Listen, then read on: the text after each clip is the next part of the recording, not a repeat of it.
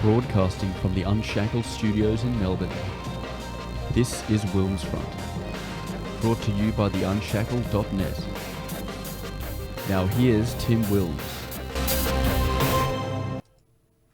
Hello everyone and welcome to tonight's show. The date is Monday the 16th of March 2020. It is 8 p.m. here in Melbourne. I know that these Monday shows have been starting later because my Mondays are always quite manic, but of course for everybody this Monday has been extra manic. We are live on the Tim Wilms YouTube and DLive channel because the spread of coronavirus in Australia and around the globe. We are living in a very different circumstances and situation since the last WilmsFront episode, which was last Wednesday when I interviewed one of the directors of Right On Australia, Raywin Hutchins. So what I want to do on tonight's show is update you on the latest coronavirus pandemic infections in Australia and worldwide. I'm going to focus on the actions the Australian government is taking and why they're taking such actions, the behavioural impact the coronavirus fear is taking, plus the economic impact of the coronavirus, how that is playing out now and in the future.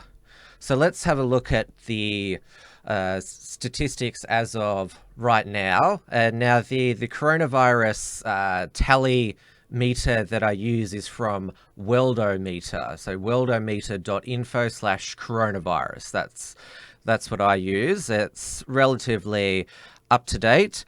Make yourself known in the chat if you're watching on YouTube or DLive. If you want to ask me a question, make sure you at my YouTube username at Tim Wilms. That's how to get my attention because it shows up in red in my live chat. But let's have a look at the moment. So this is how it stands at the moment. Last updated 16th of March 2020, 8:51 Greenwich Mean Time, which is 12 minutes ago. Coronavirus cases worldwide, 170,000. Deaths have gone up to 6,500, and recoveries are at nearly 78,000 there. So we've got active cases here, 85,000, and closed cases, people who've recovered or have died, 84,000. Now we'll go down to country by country. Now, China, they say they've got it under control. President Xi Jinping, he went to Wuhan to declare mission accomplished, LA George W. Bush style in Iraq. But of course, as we knew back then, the mission wasn't accomplished, but time will tell. Nobody trusts what comes out of the Chinese Communist Party. They could be telling the truth, they could not be. But 80,000 cases, they've only got 22 new cases. Total deaths, 3,200. And active cases, this is the key thing here, only 9,000, or close to just about 10,000. And total cases per 1 million, that is standing at 56. If you have a look, Italy has popped up to second there. They're in complete lockdown. Their total cases per 1 million is 409. And they've got 24,000 cases, but look at that death rate there, 1,800. And you've got 1,672 in critical. Iran, we're not hearing much about that outbreak anymore. South Korea also claims that it's got it under control thanks to widespread testing. But have a look at all these other European countries here in the European Union. Spain, they're nearly up to 8,000 cases. Germany, 5,000. France, 5,000. USA, obviously 325 million people, but their cases are rising rapidly there. And if you have a look at the deaths of these European countries here, Spain and France, their death tolls are jumping, but Germany, even though it's only got 5,800 cases, only 13 deaths. Switzerland, that is relatively small population, country, only about 8 million, 2,000 cases there, and 14 deaths. But have a look at their total cases per 1 million population, 256. Now, if we go down to Australia here, our cases have jumped to 375 new cases today. We've just had our 6th death. It hasn't broken the circumstances there. Australian Protectionist Party says, how do we know that these figures are true? Maybe say reported cases. Yes, you are absolutely correct there. These are the people that have confirmed tested positive to coronavirus. And because the 2 deaths we heard about in Australia last night that were due to coronavirus, they only found that after they died that it was the coronavirus. And somebody said today that the 3... given that out of the 375 people that have been diagnosed with the coronavirus, 3 of those were Peter Dutton, Tom Hanks, and Richard Wilkins, the celebrity reporter. But now it's just broken tonight that another politician, National Senator Susan McDonald, has been diagnosed with coronavirus. If we go down to New Zealand, which they've always had strict quarantine, they've amped it up there. If I go down there, they're way down here. New Zealand, 8 cases, 1.7 cases per million population, no deaths. If we go back up, I didn't actually say Australia's cases per 1 million population here. We're up to 14.7, so still relatively low, but yeah, the cases continue to rise. So it's a constantly evolving, fluid situation in the proper sense. Things are changing hourly now. Why are such strict containment measures needed? Because most of us are not going to die from the coronavirus. Young people and children are not going to die and are going to fully recover. But if you've got the coronavirus, the reason why it's so important to isolate for 14 days is because it might not kill you, but you might give it to a elderly or fragile relative who could die from it, and you could indirectly kill them. That's the really, I would say, unique part about this outbreak. It's not like some sort of plague where you get all these lumps and you vomit out your insides and you die a painful death. Everybody gets infected. It's not like that at all. But it's important that even though it's a pain to self-isolate for 14 days, you could be saving a lot of lives there. And also the containment measures is for the preservation of our health system. If it does spread rapidly and there's hundreds of thousands of cases in Australia, that there's time for the health system to prepare, and so that if the virus is contained, there's less cases than there could be if there wasn't these strict containment measures. And also buying time for the scientists who are busy developing a vaccine or antibiotic cure. A lot of people keep saying that this is just like the cold and the flu. It is obviously the same type of illness, but the reason why they discovered it in Wuhan in China is because normal antibiotic cures didn't work. That's how this coronavirus was born.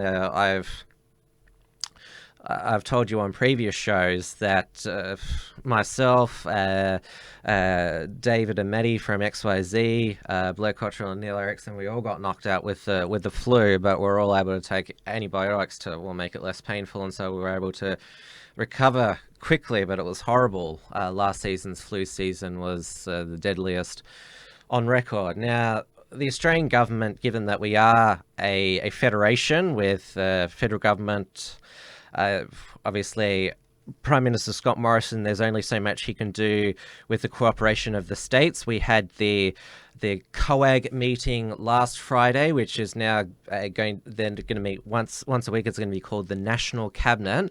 So they decided that non-essential gatherings of 500 plus people would be banned from today. So sports games with crowds took place on the weekend, but from today, state governments, through their emergency powers, state of emergency, are now declaring those illegal, which means that the AFL and NRL seasons are the NRL season commenced last weekend. AFL season commences Thursday night. They're going to be played in front of empty stadiums. Melbourne International Comedy Festival is cancelled. A whole bunch of other festivals are cancelled, and the big one, Anzac Day commemorations, I should say, have all been cancelled because the risk is too great. And now anyone who's arriving into Australia, whether citizen or non-citizen, has to be isolated for 14 days. Despite that they didn't want to do economic stimulus, the Morrison government, Treasurer Josh Frydenberg, Finance Minister Matthias Cormann, they released the first round of stimulus, the $17 billion package, last week, and the Reserve Bank is going to be pumping $6 billion into the economy of new printed money. Now they're working on a second stimulus. It's been broken today. Now, obviously, the biggest, what's causing the most alarm with the coronavirus pandemic is the uncertainty. That's why there's so much fear.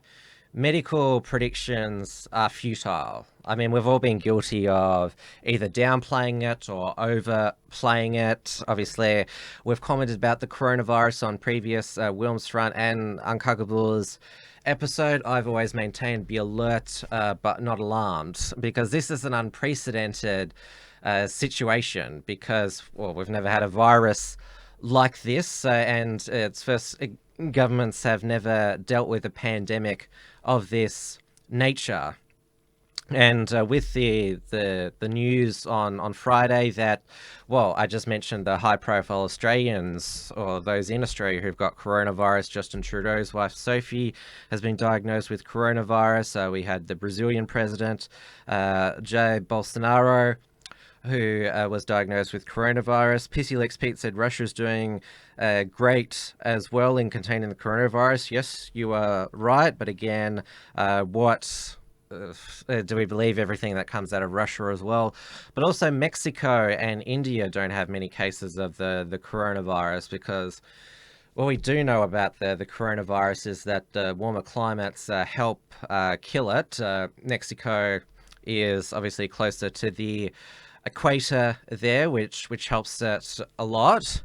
I'm not going to, I could make a whole bunch of pseudo climate jokes to cure coronavirus, that we just pump the air full of CO2, but obviously that's not something that can happen. And there's also the fear that there'll be more closures happening, because universities and schools, the 500 plus gatherings have not applied to them, but Monash University in Melbourne has just announced that they are suspending all on-campus face-to-face activities. So universities are taking their own set of precautions and measures. Obviously, as I talked about with schools, the fact that the school children, they're going to be quite if they have the coronavirus, are going to fully recover or not even display any symptoms. But the problem is, and this is why they don't want to close the schools, is because, well, if the parents' workplaces are still open, then what's the option? Stay with their grandparents. They could infect their grandparents with the coronavirus and could kill off their grandparents there. So this is the sort of scenarios here. And this is why I've called tonight's episode Coronavirus Decisions, because there are three considerations when politicians need to think about when deciding how to contain the coronavirus. Well, the standard for any politician is they need to have good judgment and make the best decisions. Obviously, a lot of people have been the chief medical officer. He's been making a lot of media appearances. He is the expert when it comes to the medical side, and I'll just go through to the. We've got the Australian Government Department of Health guidelines here. So, World Health Organization finally announced that it was a pandemic. So it's just got some basic information here. This is health.gov.au/news/health alerts/novel coronavirus 2019. So it's how to protect yourself. Everyone practice good hygiene to protect against infection, to prevent the virus. So coughing with your elbow, obviously disposing of any sort of dirty that you've used to wipe things and that, washing hands regularly, disinfectant. If you have a confirmed case, you need to isolate yourself to prevent it spreading to other people. What you can do, so read, protect yourself and others on good hygiene, self-isolation and social distancing to help protect people most at risk. Follow advice on public gatherings and visit to vulnerable groups. Symptoms include fever, coughing, sore throat, fatigue, and shortness of breath. If you have serious symptoms such as breathing difficulty, call 000. When to get tested. If you develop symptoms within 14 days of last contact with a confirmed case of returning to Australia, you should seek medical attention. Your doctor will tell you if you need to get tested. If you're concerned, well, call that number, but I haven't tried to call it because I don't want to clog up the phone lines, but I predict there'd be a long wait there. That number will be going over time there. Additional advice to travellers, information on airport, in-flight biosecurity measures, health and aged care sector. It's got a separate bit of advice there. So that's the government guidelines there. So I mentioned there's the medical information. Obviously, the chief medical officer, he makes recommendations to the Prime Minister and the Cabinet, but we shouldn't let him run the country and decide quarantine measures or bans on public gatherings or shutting down places, because politicians also have to consider the economic impact that the coronavirus will have. And obviously, with banning non-essential gatherings over 500, that is going to have a significant economic impact. It's incredibly short-term pain, hopefully to prevent even longer long-term pain, which would be even worse. So that's another consideration there, and also behavioural as well, because, well, for the past 3 weeks, we've seen some of the appalling behaviour in supermarkets, where people fighting over toilet paper.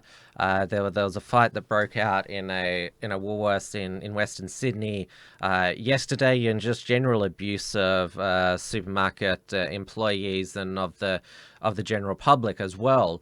And politicians are aware that those instances are a sign that they will lose control of the situation if public order breaks down. And so the reason why Scott Morrison has been trying to reassure the public to remain calm, go about your daily business for so long, is because if people panic en masse, then public order breaks down.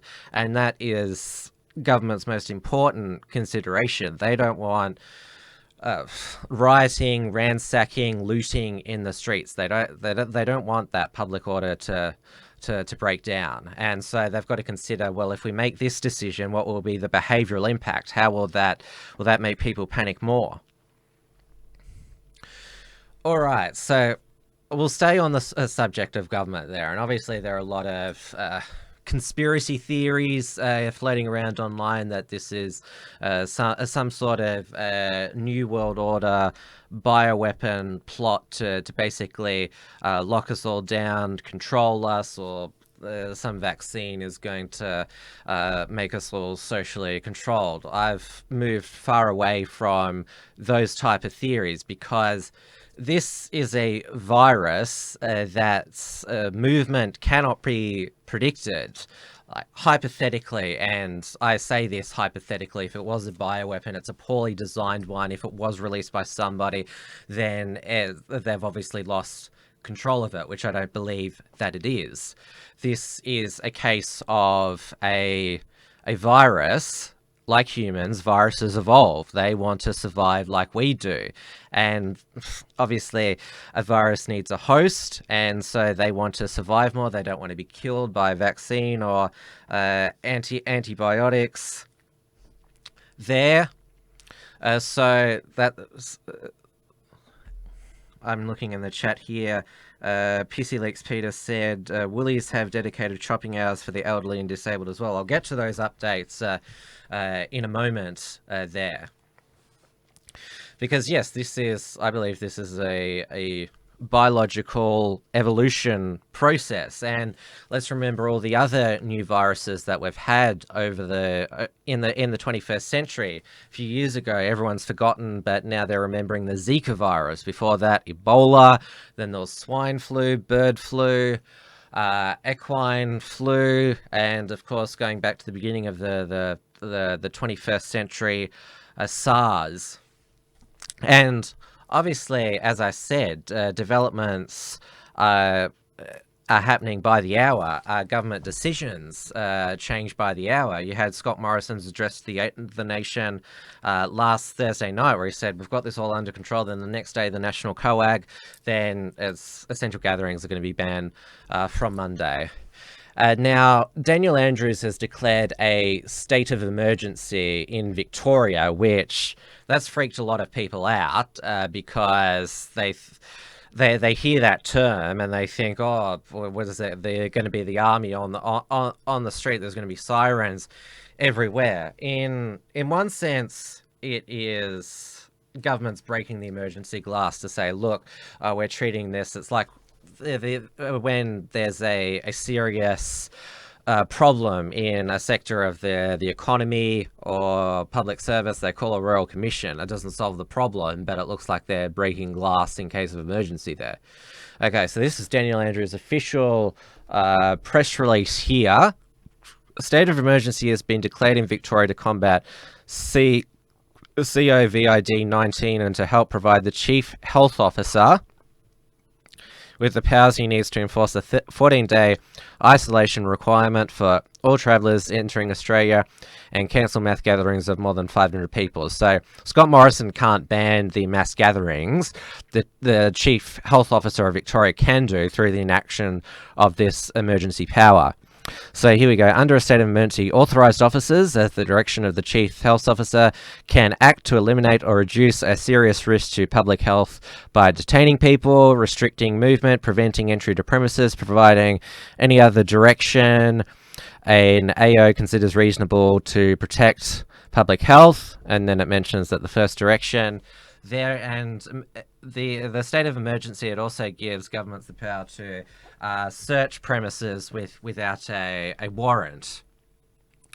And the consequence of ignoring public health orders, not being in isolation, can be fines in the tens of thousands of dollars or jail time as well. Now, obviously, again, the conspiracy theorists think this is a government grab for power, but it talks about, like, they can lock down suburbs as well. That's another thing that a Chief Health Officer can order as well. But do you really think that the state government of Victoria can lock down every suburb in Melbourne? Can really, a lot of, as I said before, the enactment of these powers relies on the public being compliant to, or for the good of public health, to make, as I talked about before, so public order doesn't break down. These state of emergency powers are only it will only work as much as the people still see it as legitimate. And as I said, public order is the main thing. As I say before, this is why I say that it's a reciprocal relationship between the government and its citizens. The government does not have the resources to lock everyone in their home for 14 days and monitor them, police visiting regularly. I mean, that's the reality. Governments are not that powerful. To get down to principles, the powers of government is granted by the citizens, and this is why there's all this mantra that we're all in this together. We have to look after each other. Scott Morrison has also brought back the Team Australia line that Tony Abbott first launched in 2014 when ISIS was breaking out. Now, I mentioned some of the fake news online. That is stuff to do with how to tell if you've got coronavirus, how to cure coronavirus. There's a lot of things which people correlate with how to prevent the spread of the coronavirus. I'm not I've thought of a few theories myself, but I'm not going to repeat them on this show because I don't think that's helpful at all. And then there's also the fake news circulating online that a person with inside information from the government has heard that all the schools are going to shut down at the end of the week, that we're all going to be quarantined in our homes for 2 weeks. The announcement will be later this week. As I mentioned, governments don't know what they're doing an hour from now, let alone 4 or 5 days from now. They're just in the unknown, more in the unknown. Politicians, obviously they sign up to take care of public order during national emergencies, but they certainly didn't think that they'd be in something like this where they're forced to make decisions by the hour, make so many different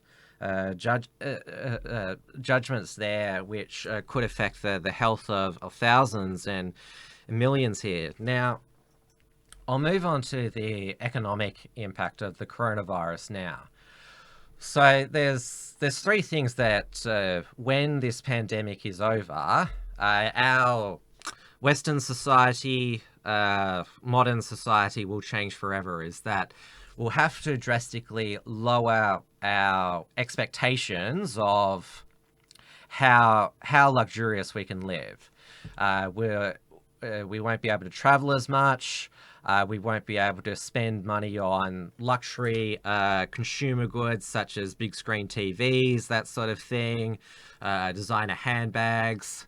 We'll also have to rein in our sense of entitlement. Waiting times for everything will increase, and also convenience, what we've come accustomed to with home deliveries, Uber Eats. I think that'll take a massive hit. Eating out at restaurants, a lot of us won't be able to afford to do that. Obviously, going out to nightclubs, music festivals, the theatre, and we've already talked about the sporting events. I know that the NRL today has already asked for a bailout to make it through the coronavirus pandemic, and everyone, including Scott Morrison, has more or less told them to get stuck and remember their season launch ad with all the virtue signaling and historically inaccurate facts. You made your bed line it. You should have had some emergency supplies there.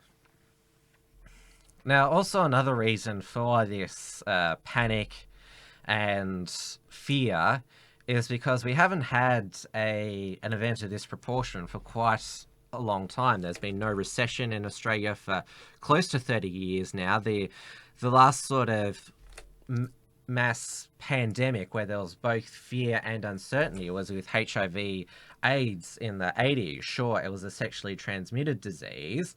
That's how you got it, but there was a lot of, as is the case with coronavirus, it's hard to get the correct information out there. People thought that they could get HIV/AIDS from sharing drinks, saliva, or just even being in the vicinity of someone who was infected there, which is obviously not the case. They eventually got the information out there with HIV/AIDS that to be infected from saliva from somebody with HIV/AIDS, you'd have to drink a bucket of their saliva. And certainly this is a bigger crisis than September 11 or the global financial crisis.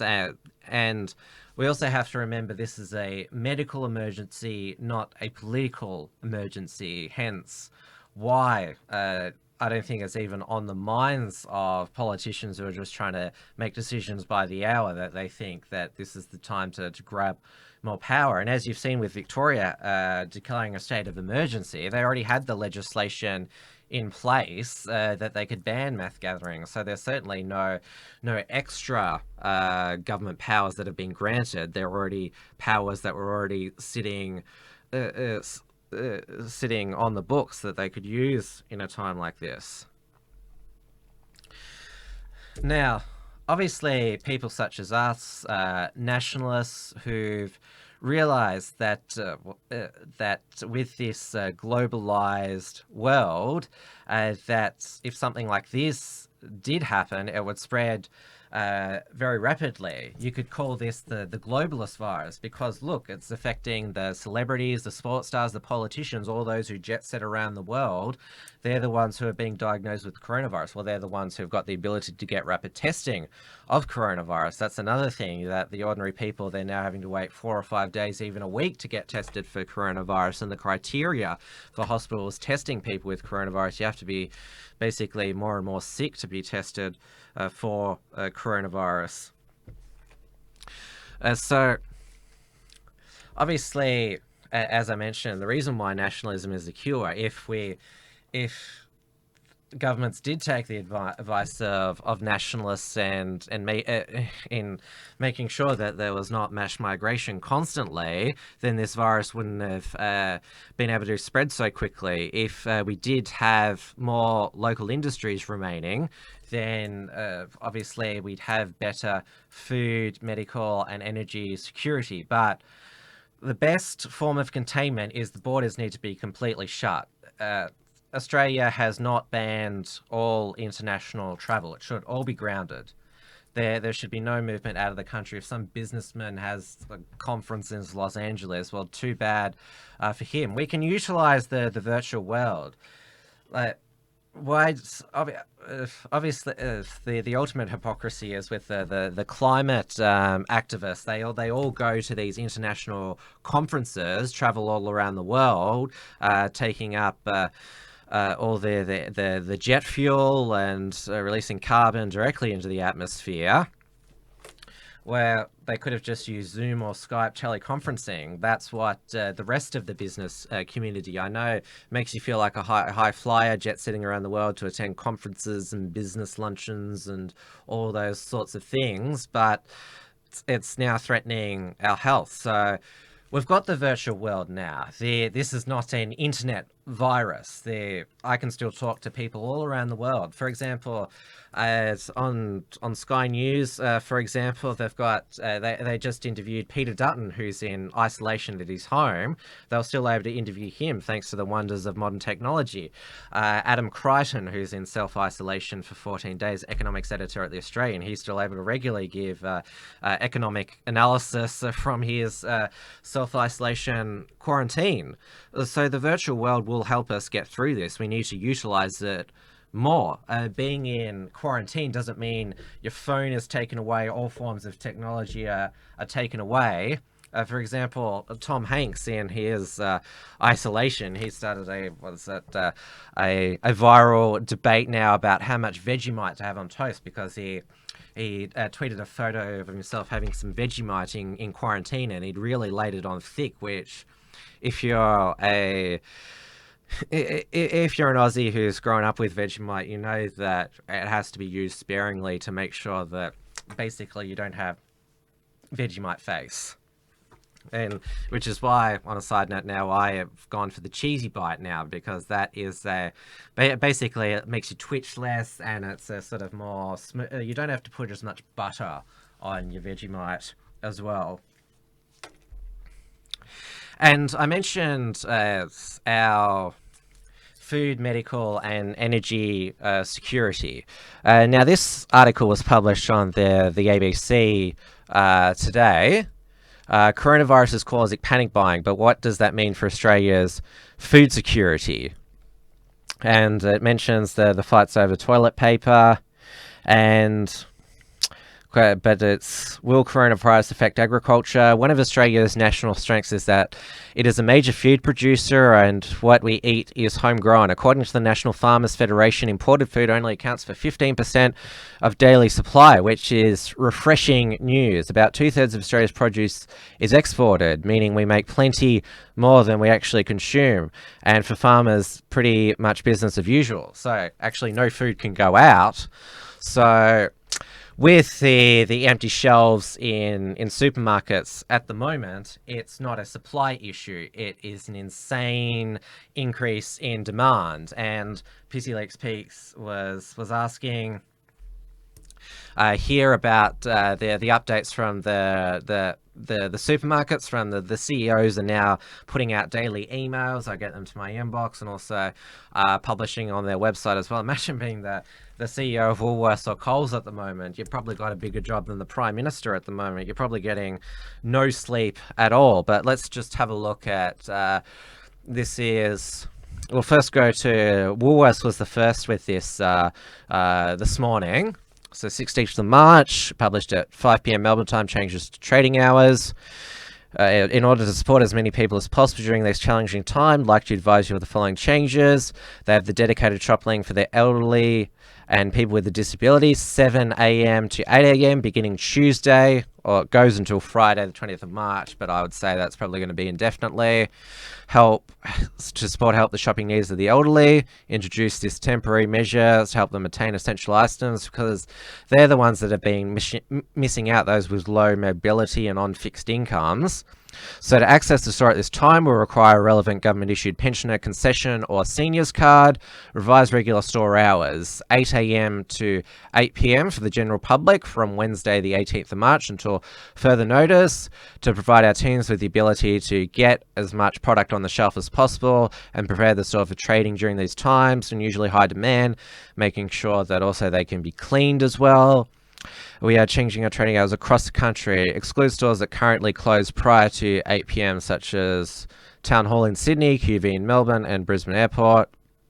And obviously, they've got a full terms and conditions as well. So that's been welcomed by pretty much everybody who is not turning into a monster during this panic buying. And I know that there have been some online philosophers and economists have said, during times of increased demand, this is when, or supply and demand, the prices of everything should be increased, or damn those laws against price gouging. Well, as I just said, this is not a supply issue. This is an insane demand issue, and all those people are saying, the price should increase so that demand equals supply. Are you really comfortable paying an extra, $5 for tissues and pasta? Like, you're saying that from your keyboard, but are you really going to be happy when you go down to the supermarket and pay, was that $6 for a box of tissues, which only used to cost $1? Are you serious there? And of course, I know a lot of people have been saying the empty supermarket shelves, that this is what the supermarket shelves look like in a socialist society. And I know that some socialists have been still trying to justify their philosophy. That in a socialist society, it wouldn't just be those. Because in capitalism, those with the purchasing power, they're able to buy all the things. In socialism, they'd be able to ration all the toilet paper equally. Well, in a socialist country, there wouldn't be any product to stockpile in the first place. I mean, Venezuela ran out of toilet paper 5 years ago, even before there was any sort of pandemic or national emergency, and that's an oil-rich resource country. So thanks to capitalism, we do have all of this food and essential items to stockpile. and the shelves are being replenished daily. As I said, there's no problem with supply at the moment. There has been no reported issues with supply. You just read that article about food security there. We are pretty food secure. I mean, obviously, there's been a lot of concern about our milk brands and other types of products being bought by the Chinese, but the reality is, our farmers, they're once again the backbone of our country. PC Leaks Pete, that's Bernie Sanders' wet dream there. I remember Bernie Sanders said was when he was running for president in 2016 that there shouldn't be 7 types of deodorants. It's too confusing. There's too much choice in capitalism. That there should only be one state version of deodorant. Can you imagine government issued deodorant? But of course, everyone. The reason why there's 7 different types of deodorants is because everyone has different tastes. I mean, just look at say chips, for example. Some people prefer Smith's chips, others prefer Thins. Some people prefer Twisties, so that's why you have all these different types of chips, just to use an example. I know that some people have called this, I saw Tom Tanuki call the empty shelves late stage capitalism. No, capitalism is functioning as it's supposed to. And you see that with Woolworths, and I'll just go for the just for the sake of full information, this is Coles customer notice, ensuring all customers have access to necessities. This is their buying limit.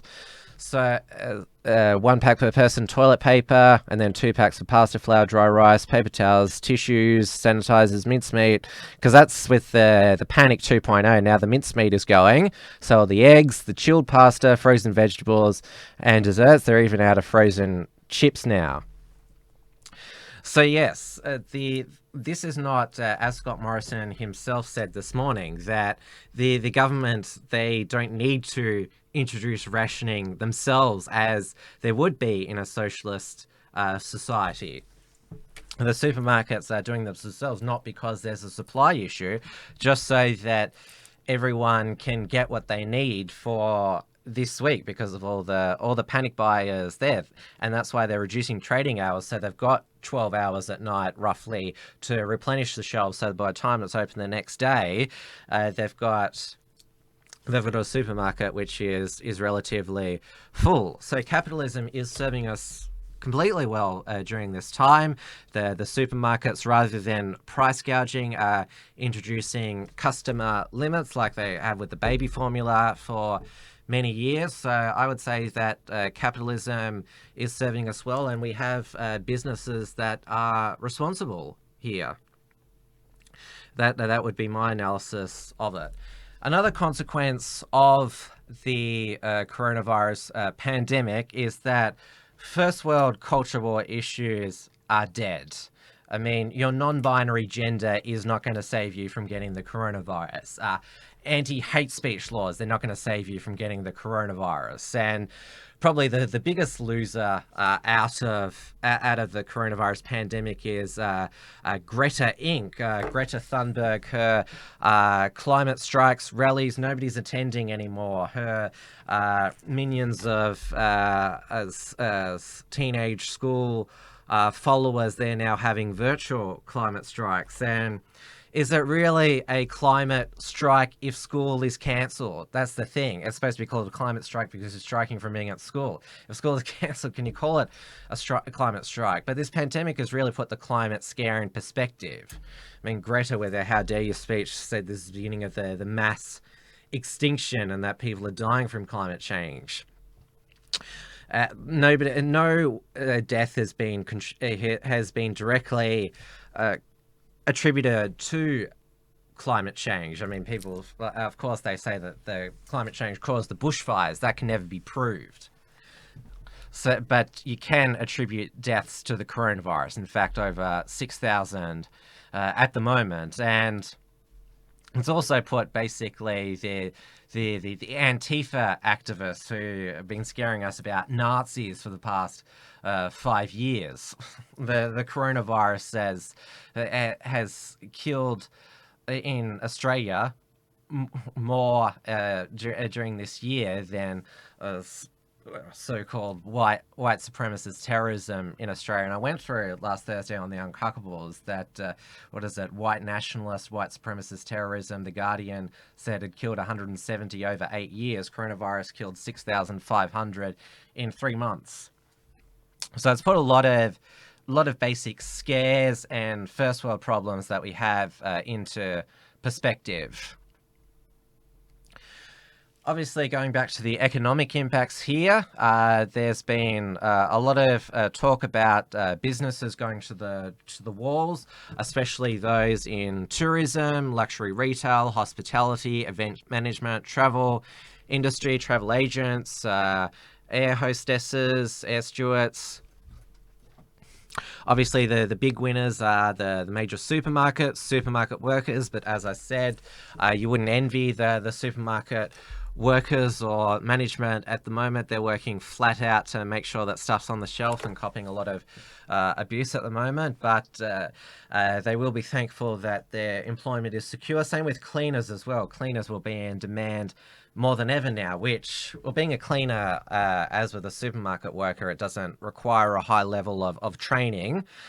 Janitor was often seen as it's termed in the US, a sort of low level job, but cleaners are going to be some of the most in demand people.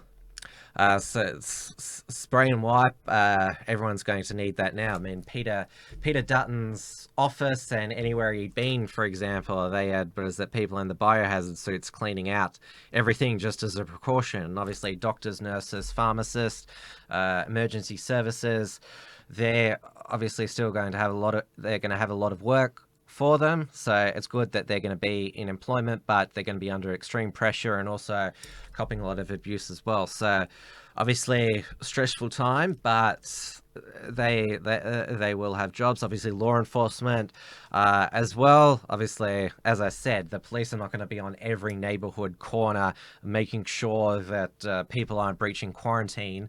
They said there's going to be occasional house visits, that all. But having said that, people in those industries, of course, if they get sick with the coronavirus or something else, have to self-isolate, then that changes as well. A lot of them are on casuals. And the thing about casual employment, there's no sickness benefits. That's where the government has got a new...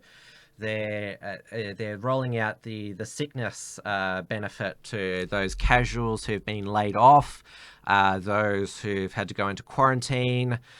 So the government safety net is going to have to expand here, which, well, budget surplus is well and truly evaporated now. This is all debt that the government is taking on, but they sort of think, what other choice do they have in this situation? I mean, governments... even if you take the libertarian approach, most minarchists, they still believe in a social safety net, and the time is now. So as I mentioned as well, the industries that will lose, those who are in, as I said, in hospitality. Paris has just shut down all its cafes and restaurants. That is like a huge part of the culture. Everybody who knows that. Was that PC Leaks Pete says no more random breath tests as well. Yes, the news has broken that as well. The police have to... well, it's not just that. Police don't have to prioritize, but that's the way that the coronavirus could spread, by blowing into the breath tester. So this is another area where, well, citizens have to be responsible as well. We're relying on not just the government to maintain public order, but us to regulate our own behaviour. So just because there aren't random breath tests anymore, that's not an excuse to go and consume 10 standard drinks and go out driving, because, well, as the TSC adverts say, you're a bloody idiot. And the last thing we need is, well, we've already got the obviously coronavirus is the pandemic, but we don't need people who have broken bones. People don't necessarily get injured because you won't be prioritized, and you'll clog up the hospital system as well. So a lot of personal responsibility needs to be taken on by individuals as well. Although there's been a lot of people who've talked about our rights are being eroded. What about our personal rights? But there's also personal responsibilities as well. Take responsibility for those around you, your family, other community members. This is where, because we've often talked about the death of community and neighborhoods. Who knows their neighbors anymore? And this is what, there was that heartwarming stories of those two girls who spent their pocket money on toilet paper delivering it to elderly residents around the neighborhood, which is, it's just heartwarming to see. I mean, that's what happened in the old community days. And that's what your hope is. Like, we've seen the ugly in the supermarkets, the brawls, the abuse of people, just a lot of selfish behavior and just not looking after each other. We have to remember that we're all in this together. This health crisis, the coronavirus pandemic, is bigger than all of us. We can't just rely on government. We have to look after each other.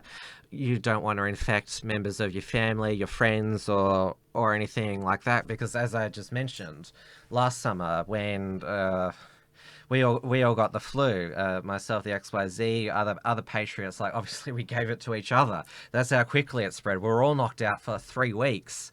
And so if that's how fast the flu can spread, and obviously we're all young men, we can easily recover as well. And this is the thing about the virus, because we still don't know the exact death rate of it. The common cold and flu has a 0.1% death rate.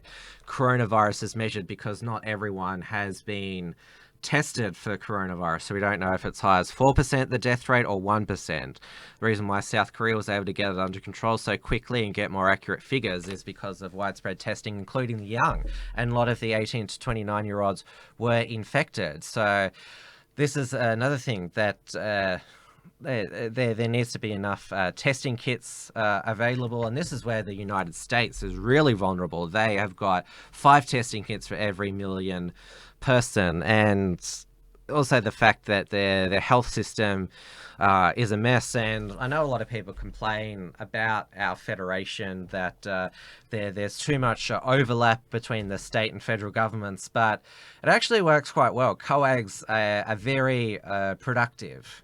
Even when John Howard was the Liberal Prime Minister and you had all state Labor premiers, they all got on terrifically. And I remember, was it Peter Beattie said in 2006 in one of the COAGs, they just keep getting better and better. So our federation does work well, even though more and more power is being centred in the federal government. The states still have significant powers under our constitution. But there is great cooperation going on between the state and federal governments. I think a lot of the sort of blame game that happened during the bushfires, well, it wasn't, well, obviously the most obvious example was Andrew Constance, the New South Wales Transport Minister and member for Bega, whose electorate basically burnt down during the bushfires, having a go at Scott Morrison directly. There was complaints of miscommunication that seems to have disappeared during the coronavirus pandemic, which seems that, well, our politicians learnt in the space of 2 months that they need to better coordinate their powers. But the United States has 50 states, 50 different health systems. The federal government dishes out money for Medicaid and the children's health insurance plans. There's the intertwine between the federal and state government is going to cripple at the moment, and obviously they have a really strange system of healthcare. The fact that health insurance is tied to your employment, and the public Medicaid rates are so low that it's hard to get in and see somebody free of charge. So I wouldn't want to be an American at this time. There was a lot of fears that President Trump had coronavirus, but he has tested negative, which is good.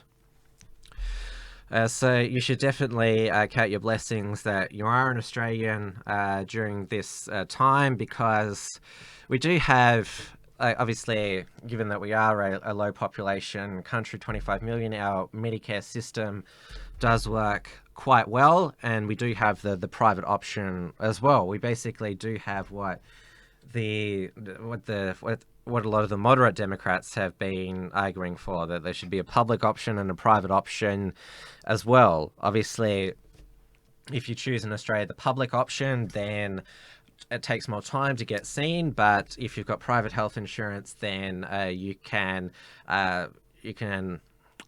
get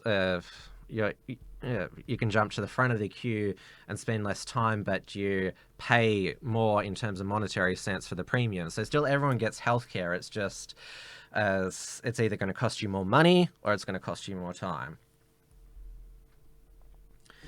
The Aussie drama, you sound like you're doing great in life. I'm not sure I get that there, Just Ha.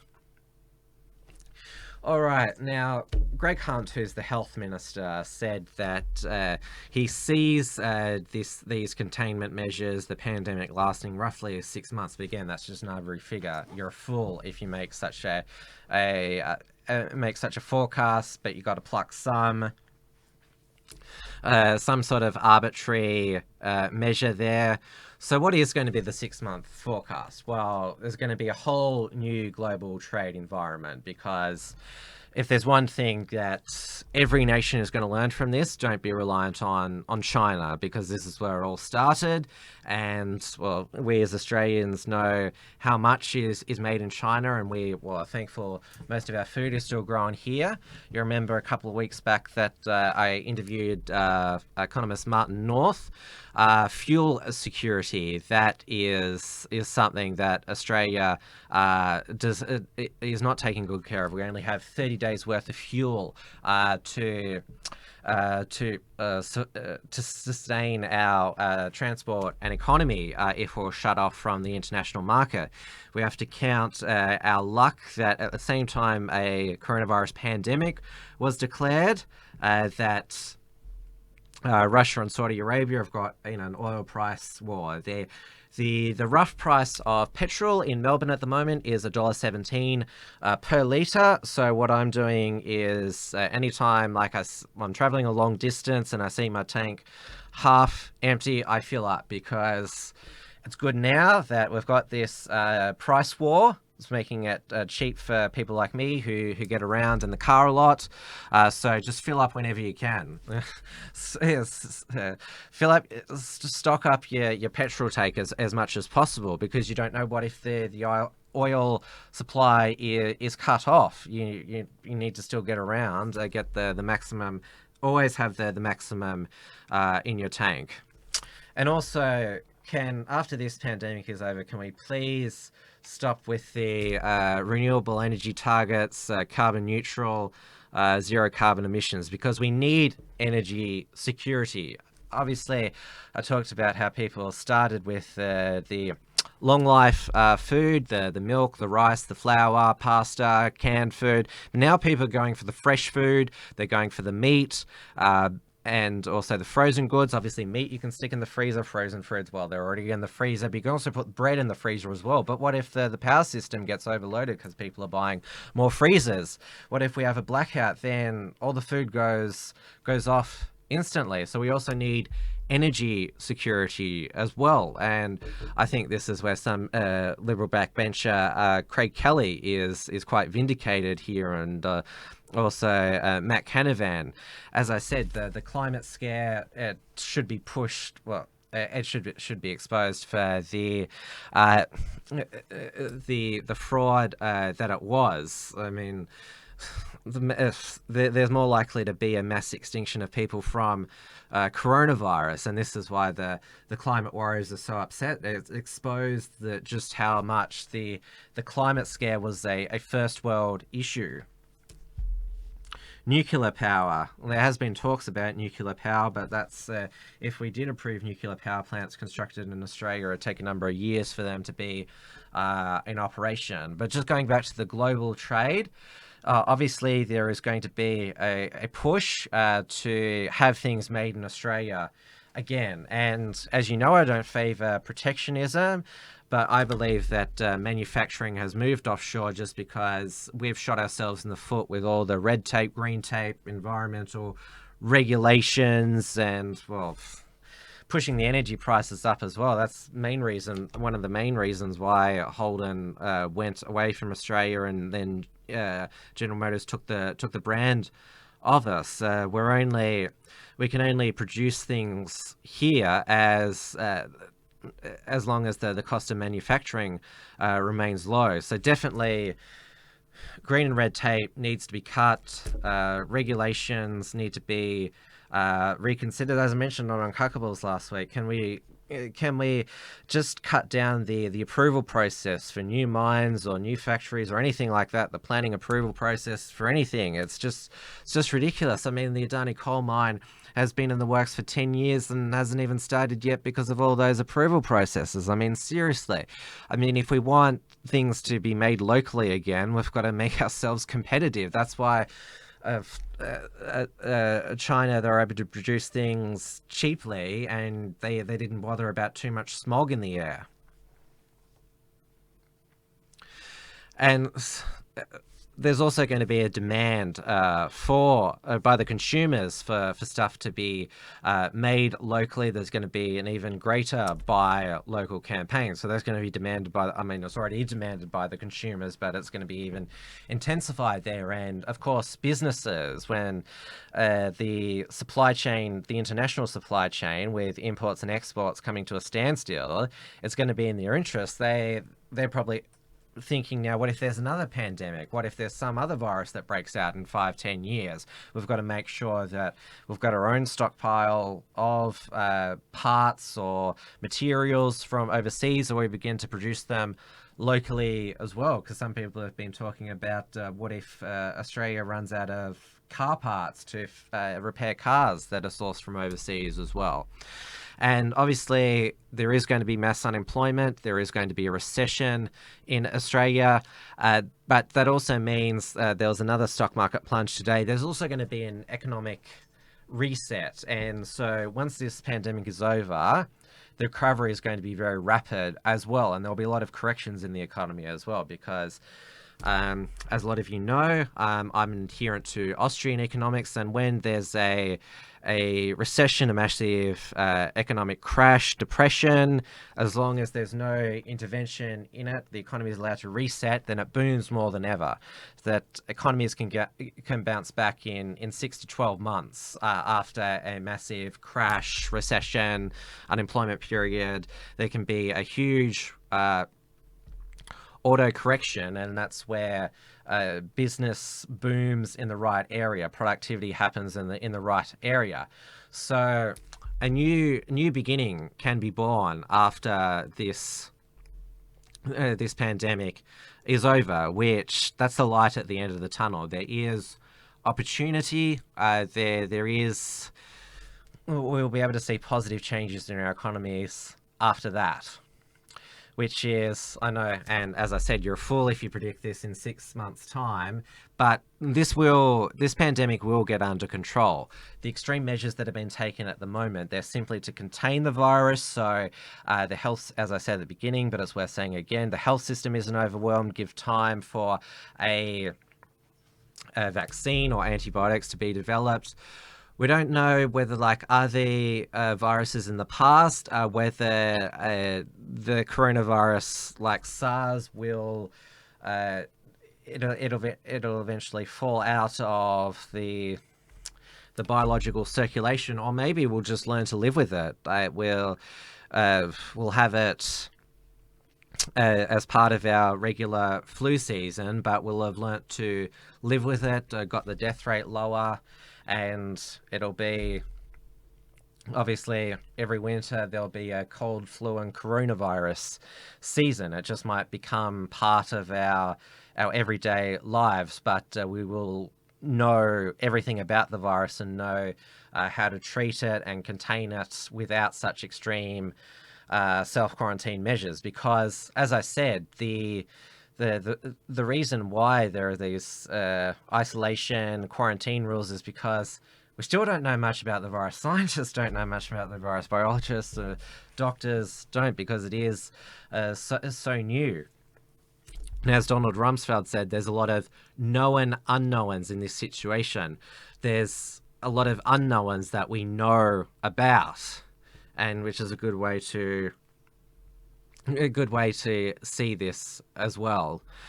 So obviously, we will see how this week plays out. There was no further announcements from government today, because, well, it was the panic, as I said, the panic buying intensified on the weekend, because you had the Friday afternoon, you had the mass gathering ban, then you had Peter Dutton diagnosed, then on Saturday, you had New Zealand announced the compulsory 14-day isolation for anyone coming into New Zealand, and Australia followed suit.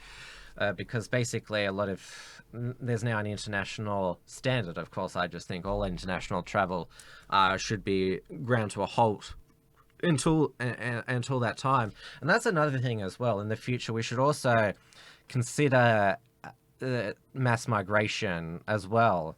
I mean,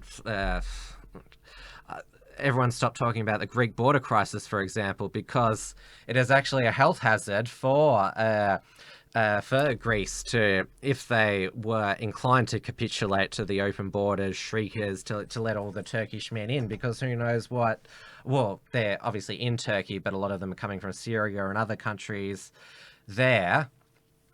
Who knows what infections or diseases that they might have. So, well, obviously, Greece was keeping these men at bay because they don't want their country fundamentally, culturally altered, but also, well, they need to protect the health of Greeks as well. So there's going to be a reconsideration of mass migration and also mass travel as well.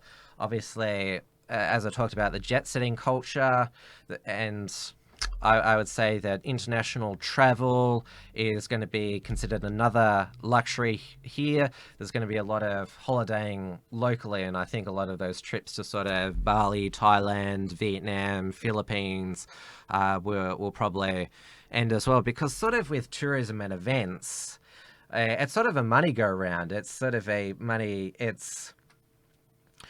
and tourism relies on people spending their income there, and the tourists getting the income, spending them there.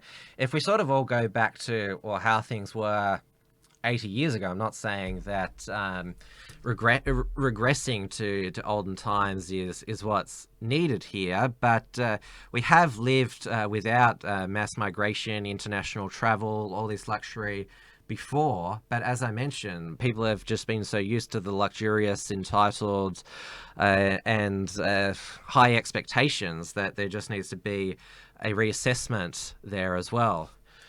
All right, I better stop now, because XYZ Live with Maddie Rose and David Hiscock is coming up at 9:15 p.m. Melbourne time.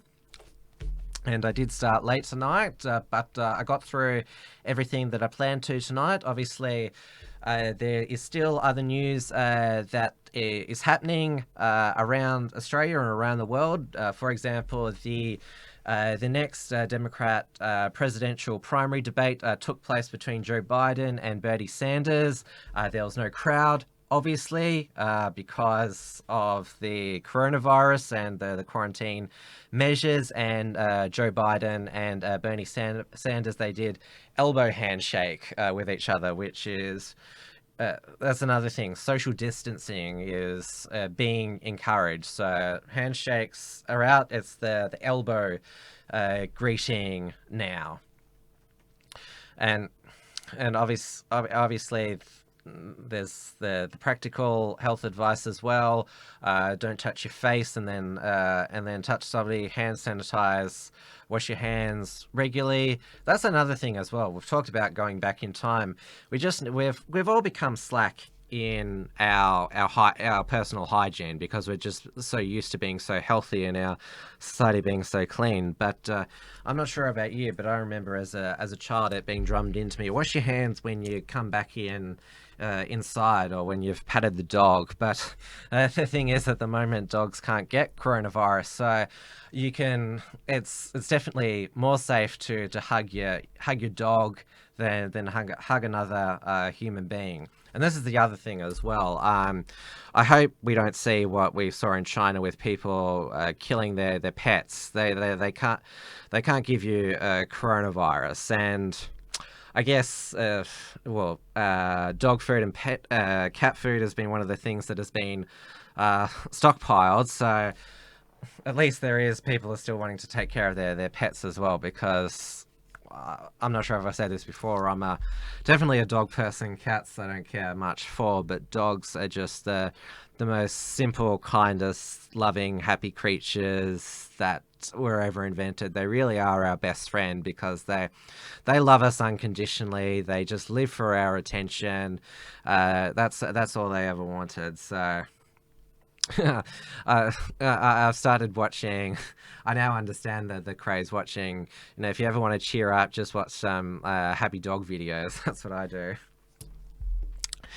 But going back to the Democrat debate, the only takeaway that came from that debate is that both Joe Biden and Bernie Sanders committed to selecting a female vice presidential candidate, because, well, there's never been, well, not only has there never been a female president, but there's never been a female vice president. There was Geraldine Ferreira, who was selected as Walter Mondale's running mate in 1984 for the Democrats. Obviously lost in a landslide to Ronald Reagan. And then there was John McCain selected Sarah Palin in 2008, and obviously didn't win.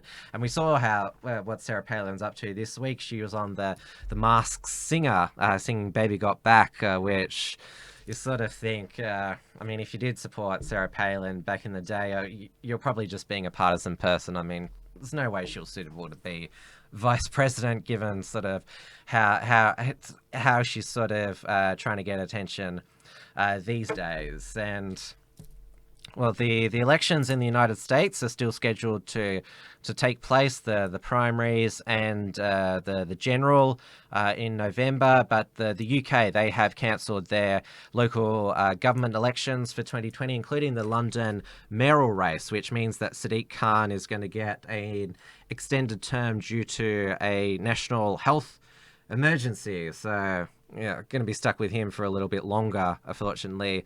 Londoners.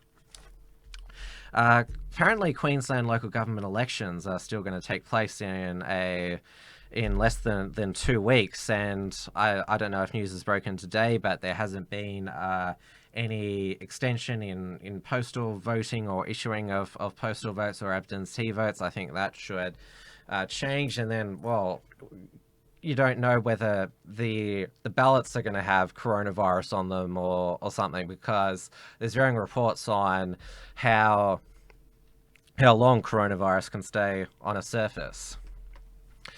And then, of course, there's the Queensland state election in October 2020. Obviously, that's a number of months away, but still something to consider. People still got to go into polling places. That's going to be a large gathering there, but that's quite down the track. Luckily, we don't have many elections in Australia coming up. We don't have a federal election for another 2 years at most, and we don't have a election in Victoria for another 2 years, which I know everyone here has been itching to have another go at getting Dan Andrews out, but obviously the last thing we want is democracy suspended. So it's good that we haven't got scheduled elections taking place for a while, though we do have local government elections in Victoria taking place in October this year. That'll be a postal vote, so that will still be a challenge in Victoria.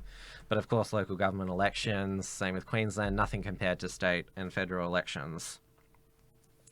And the other bit of news is that although a lot of mass gatherings have been cancelled, the Patriotic Alternative conference was able to take place on the weekend, organised by Mark Collett and Laura Towler, who you should all be following on Telegram and Twitter as well. I know how much work they'd put into it, so kudos to them, and I was glad that your hard work was able to pay off. And obviously it's just going to be now Patriotic Review weekly, every week on Mark Collett's YouTube and BitChute. But that's all from me tonight on WilmsFront. I'll be watching XYZ live next up.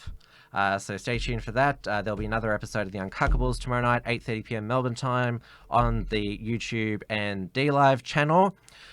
It'll probably just be, in terms of Unshackled Productions, it'll probably just be my show, the Uncuckables and Trad Tasman Talk. We'll try to get some written content up, but there's just so much to get head around at the moment that we're just focusing on the productions at the moment. But it's also got the archive of all our show content, theunshackled.net, so it's still worth visiting it on a regular basis. My personal website, timwilms.com, has got a link to all my social media and podcast episodes. All right, that is all for tonight. Thank you so much for watching. See you tomorrow night for Uncuckables, and again for WilmsFront, 7 p.m.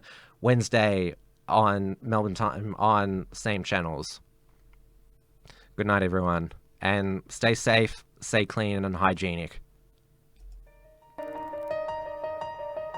Thanks for tuning in to WilmsFront. Visit timwilms.com or Rational Rise TV to view the archive of episodes. And keep visiting theunshackled.net to view all our shows, and to keep up with the latest real news and analysis.